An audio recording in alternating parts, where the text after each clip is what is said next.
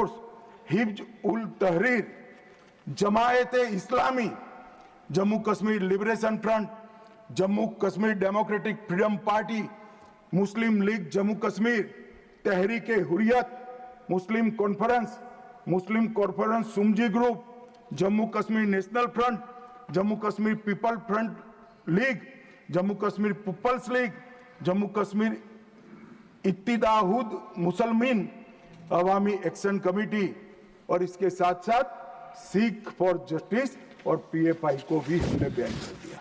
और मान्यवर, परिणाम क्या हुआ?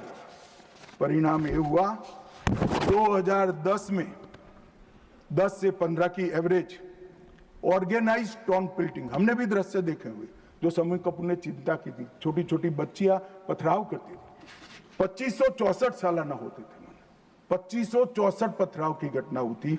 2024 के बाद एक भी घटना नहीं हुई। ऑर्गेनाइज हड़ताल जिसका वो लोग ऐलान करते थे, पाकिस्तान के बैठे हुए हुर्रियत के आका सालाना 132 दिन घाटी बंद रखते थे। 3 साल से एक भी हड़ताल का ऐलान नहीं हुआ है, हिम्मत नहीं है। टाउन पेल्टिंग में नागरिकों की मृत्यु, 112 नागरिक मारे जाते थे, अब 0 मारे जाते हैं। सिक्योरिटी फोर्स का इंजर्ड, साल में 6235 सिक्योरिटी फोर्सेस इंजर्ड होती थी, अब 0 हो गई। मान्यवर, इसके साथ साथ ये पूछ रहे थे, अभी वो शिवसेना की सदस्य भी पूछ रहे, क्या आतंकवाद समाप्त हो गया?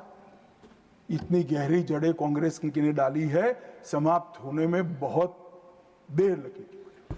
हमारा प्रयास है जल्द से जल्द, परंतु मान्यवर, आंकड़े में कहना चाहता हूं, समाप्ति के कगार पर है। आपको पसंद नहीं आएगा, मगर समाप्ति के कगार पर। पहले 2004 से 14 तक कुल घटनाएं 7217 हुई, 7217, 7217, और जून 15 से मई 25 तक 2150, 70% की कमी हो गई। मानव, आतंकवादी घटनाओं में 70% कमी, नागरिकों की मृत्यु 1770 हुई थी, अब नागरिकों की मृत्यु 357 हुई है। मान्यवर, 80% की कमी।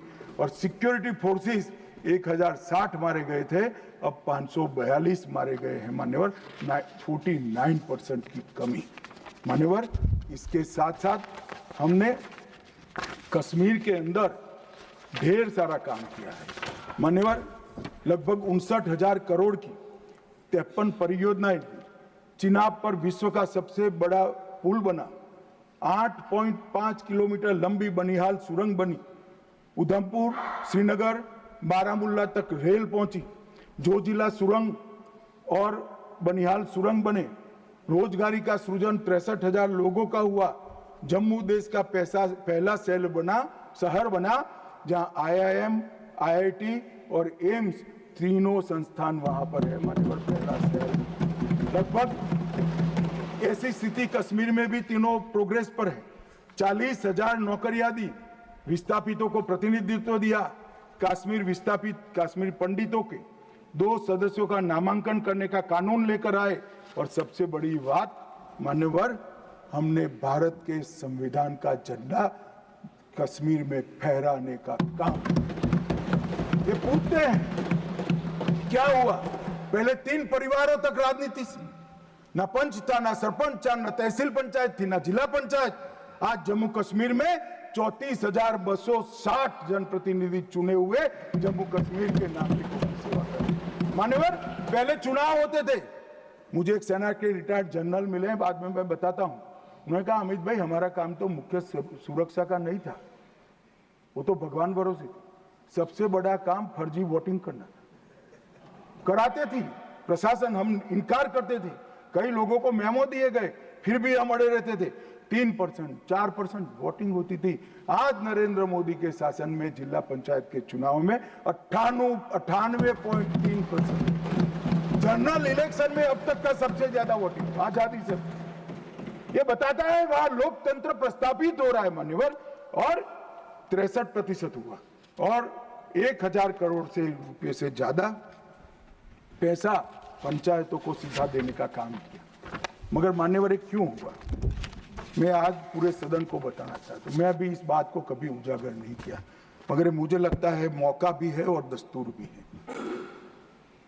जब से प्रधानमंत्री जी प्रधानमंत्री की कुर्सी संभाले, तब से उनके दिलो दिमाग पर कश्मीर की शांति का भूत था, अहरनीश सुधर। मान्यवर 2015 में पार्टी का अध्यक्ष बना, मोदी जी ने मुझे जनरल सिन्हा के घर पर भेजा। जनरल सिन्हा जो कई साल तक कश्मीर में सेवा की है, नॉर्थ ईस्ट में भी सेवा की है, एनसीआर में रहते थे। मैं 3 दिन उनके घर पर बैठा, उन्होंने पूरी डिटेल बताई। फिर कश्मीर से जुड़े हुए 25 लोगों की अलग अलग सूची दी, इनके साथ मैंने घंटों चर्चा की थी, और मोदी जी ने भी अनेक लोगों को बुलाकर चर्चा की। मगर मोदी जी करते हैं वो बताते नहीं, मगर मुझे कुछ तो मालूम है, क्योंकि काफी सरपंच को मिले थे, इनकी मिनट्स मेरे पास आई थी। पार्टी की दृष्टि से युवाओं से मिले थे, धार्मिक नेताओं से मिले थे, जम्मू के लोगों को मिले, घाटी के लोगों को मिले, और नेशनल कॉन्फ्रेंस के एमपीओ को भी मिले थे। और ढेर सारा मंथन 2014 से चलता था। वो मंथन अंत में कश्मीर के अंदर, आज मैं विश्वास के साथ कह रहा हूं साहब, आतंकवाद समाप्ति के कगार पर है। आतंकवाद समाप्ति के कगार पर। एक जमाना था कि पाकिस्तान को आतंकवादी पाकिस्तान से भेजने ही नहीं पड़ते, हमारे कश्मीर के युवा हाथ में हथियार उठा लेते। मगर आज मैं 6 माह का रिकॉर्ड इस सदन को बताता हूं, 6 माह में आतंकवादी संगठनों में एक भी कश्मीरी युवा की भर्ती नहीं हुई है, और जो मारे जा रहे हैं वो सारे पाकिस्तान। क्योंकि जम्मू कश्मीर के अवाम ने मोदी जी की नीतियों को स्वीकारा है। पहले कभी नहीं हुआ सर कि आतंकवादी कोई बड़ा कृत्य करते थे, घाटी में इसका विरोध होता है। मैं आज घाटी की जनता को, जम्मू की जनता को बहुत बहुत साधुवाद देना चाहता हूं। एक भी गांव ऐसा नहीं था घाटी का जहां ये पहलगाम हमले का विरोध नहीं। और जब तिरंगा घर पर फहराने की बात होती है, जिनके बच्चे आतंकवाद की भेंट चढ़ गए, वो माँ बाप भी तिरंगा फहराते हैं। और मान्यवर, आतंकवाद पर तो कांग्रेस को बोलने का अधिकार ही नहीं। मान्यवर, मैं आज सदन के सामने डिटेल रखना चाहता हूं। अटल जी की सरकार ने निर्णय किया था कि आतंकवाद को समाप्त करें। काफी मंथन हुआ, मंथन के बाद तय हुआ कि मजबूत कानूनी संरचना खड़ी करनी पड़ेगी जिससे इनको सजा कराई जाए। कानूनी संरचना खड़ी करने के लिए पोटा का कानून लाना, ये कांग्रेस पार्टी ने विरोध किया।